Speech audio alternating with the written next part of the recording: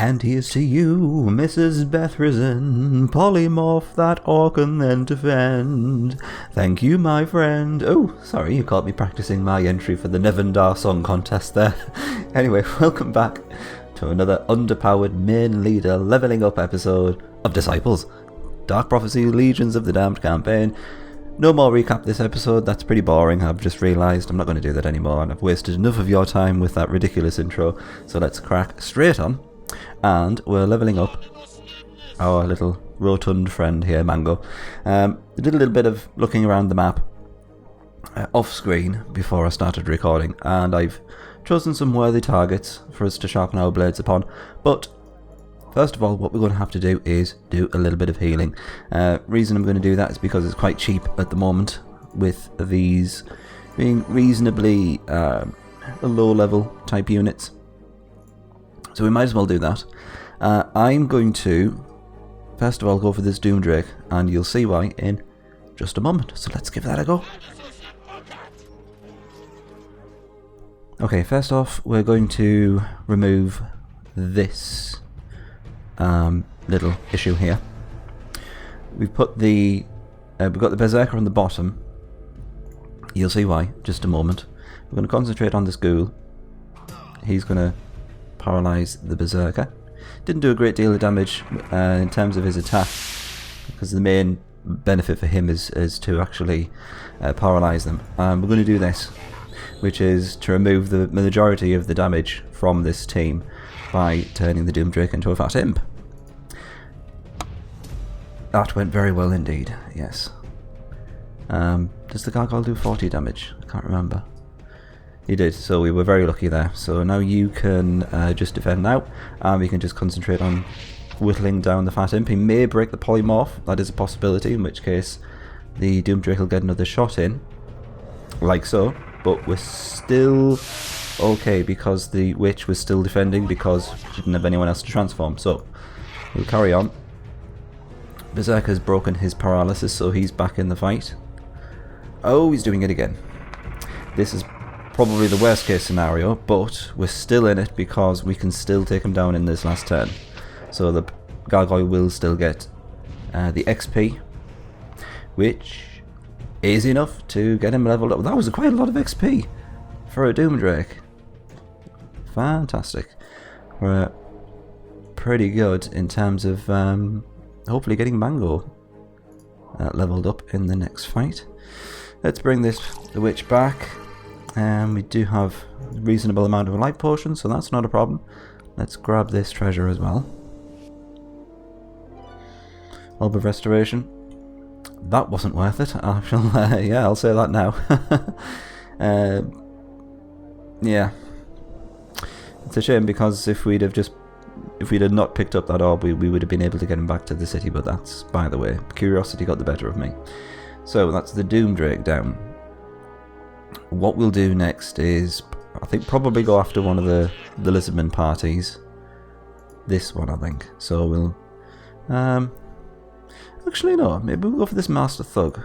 I think that's quite possible. So let's move him over there. How much do you need to drop a rod? Is 150? I certainly am. Thank you very much. I'm having that. And because we've exhausted our resources, it's about time we ended our turn. Okay, we're back with the dwarves' turn. They're just moving around these... Oh, yeah, definitely taking care of some wolves there. I'm restarting the video when the dwarves are just about to end their turn, because I do want to keep an eye on the movements of the neutral units, as that's becoming a thing now. Blimey, what's he doing? Oh, okay. That was the only neutral unit that moved, which is still concerning because that's the that's the skeleton champion, which appears to be under the influence of the humans. Interestingly, yeah, this is your standard human party there. You see, right? Makes perfect sense. Okay, so are we going to be able to do this? No.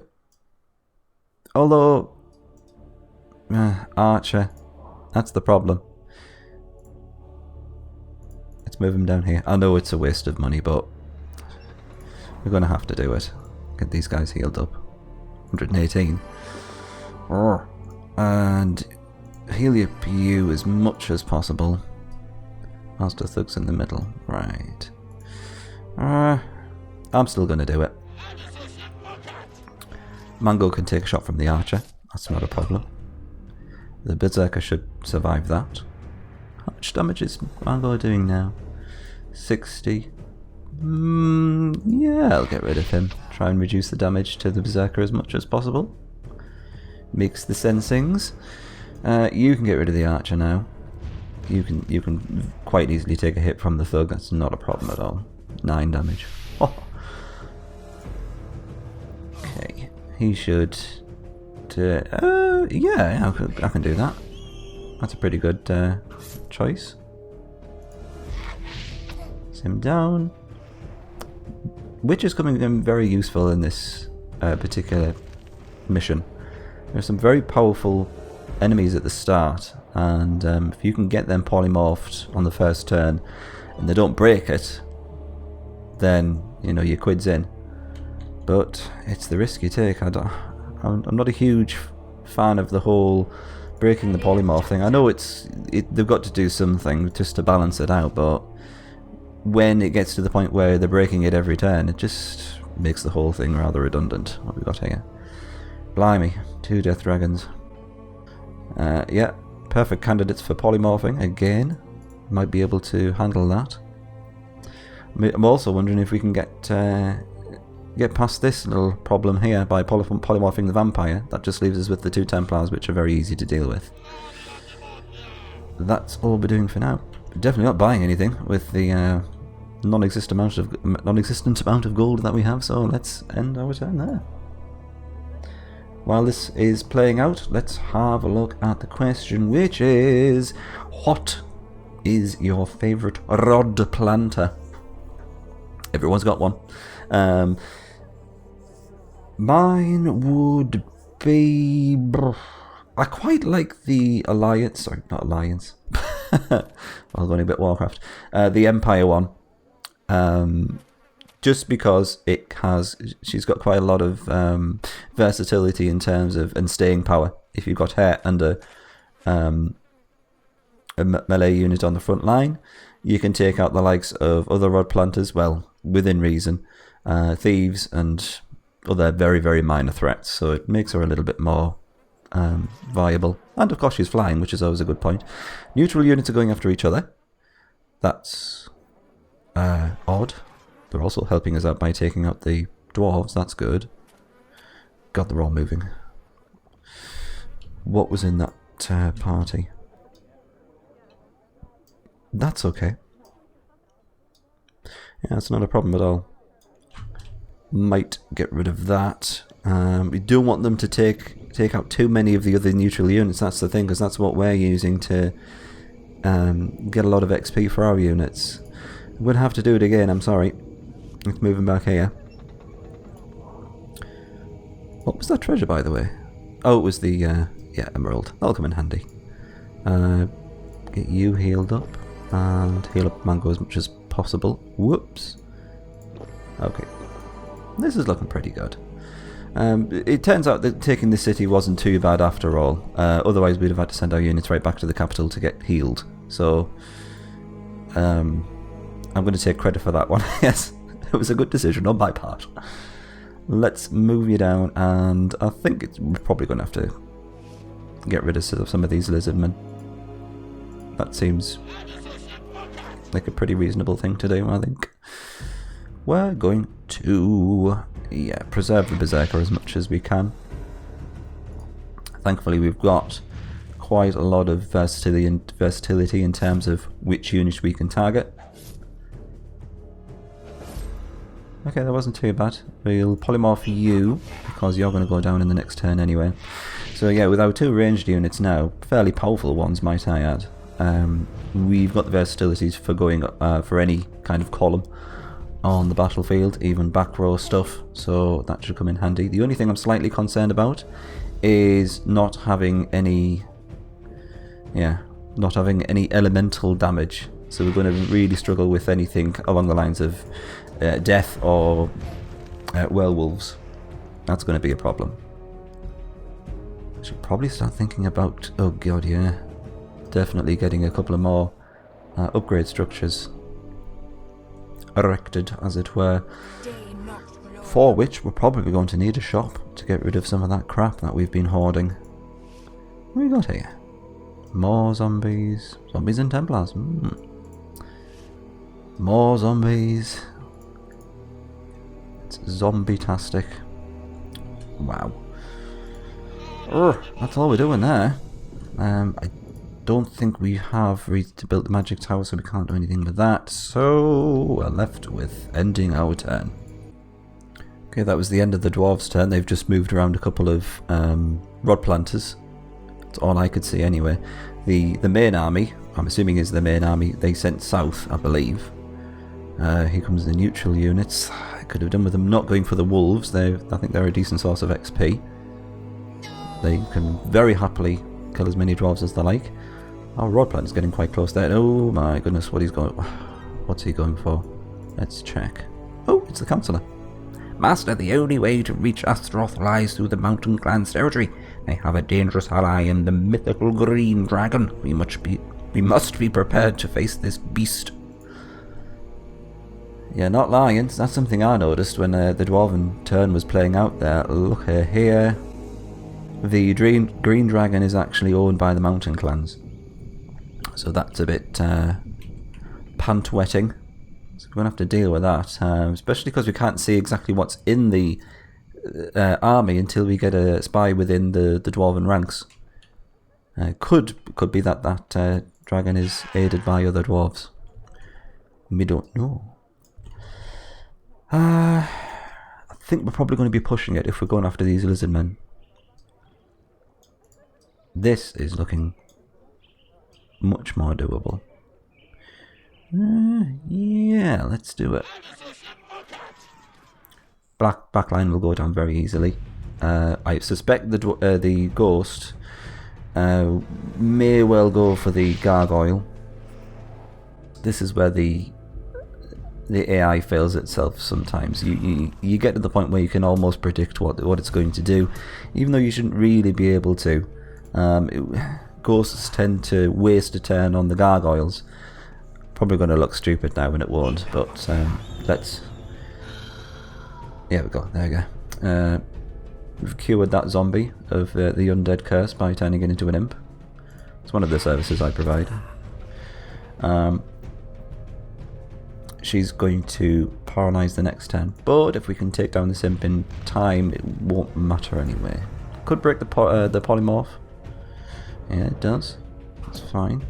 Now, you see, what I think should happen is, if you polymorph something, you should at least get one turn of the imp damage initiative and all that crap. The fact that you can polymorph something and then it will instantly break it, well, not instantly, but upon its next turn, break the polymorph and then attack as if it wasn't polymorphed anyway, makes the whole thing kind of redundant. Oh, hello. Very good. There goes Mango, leveling up like a little champ. Oh, that went well. Fantastic. We're definitely not taking that. That's just no go. I very much agree with what Raxus said in one of the comments, where it's just ridiculous having a death so early on in the game, in the level, as it were. That's just silly. Oh, bollocks. We don't have enough movement points. Yes, that's become a very, very viable target now. So, I don't think we have any other targets in the area, so what I'm going to do is I'm going to send him back for some healing, and then, fingers crossed, we'll have enough movement points to move him almost, well, we should be all the way to that enemy, sorry, that neutral stack now. Let's grab this, summon skeleton scroll, why not? And yeah, I'm going to end the turn. It's just such a shame that we don't have extra money to build that upgrade structure. Dwarves just sent out a thief and another rod planter. That's all they've got at the moment in our visible area of the map. This is the neutral units. Bless them, they are keeping the dwarves very much under control at the moment. The other neutral unit didn't move. That could come in very handy. It's going to have to be leadership. Sorry, I'm not even going to look at the other options. Always leadership. It's just a complete no-brainer. As for what we're going to do in terms of replacing someone, probably just going to have to be possessed. There's no other option here. We would have to sacrifice another unit if we wanted to get the likes of the Devil or another Gargoyle in the ranks. So we'll do that. We'll stick the Gargoyle in the middle line so he can soak up a lot of damage, hopefully. As for taking on this guy, we can get there, but do we want to? Oh, this is a tough decision. We lost that gold mine, so we've not got quite enough gold in this turn. I'm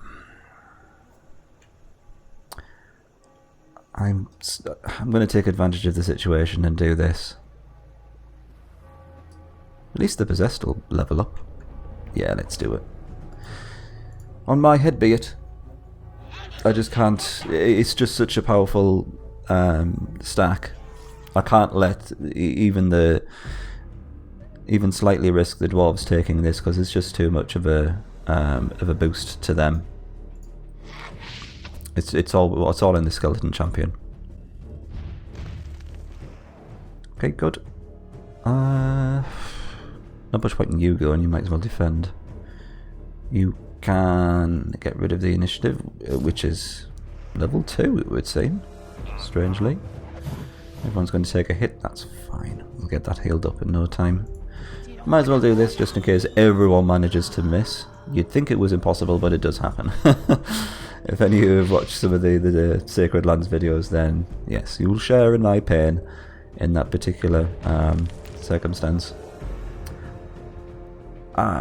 Yes, as I expected, he can't level up. Strangely enough, the Possessed didn't level up. I'm wondering if it's due to the fact that the Skeleton Champion was already pretty damaged, so we didn't get as much XP. Zombie Orb, Talisman of Poison. 20 points of poison damage. It doesn't say that it poisons them, so that makes that pretty much pretty crap. Anyway, let's.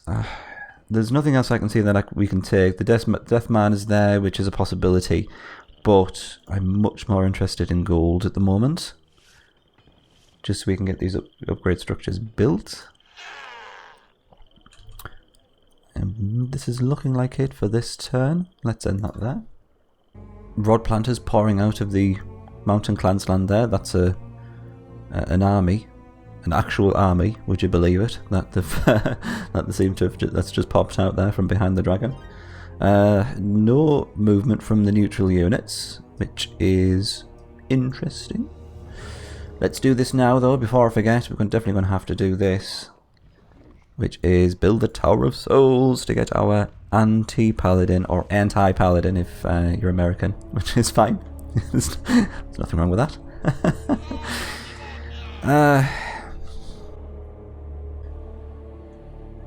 What are we doing now, though? Old house. What's likely to be in the old house?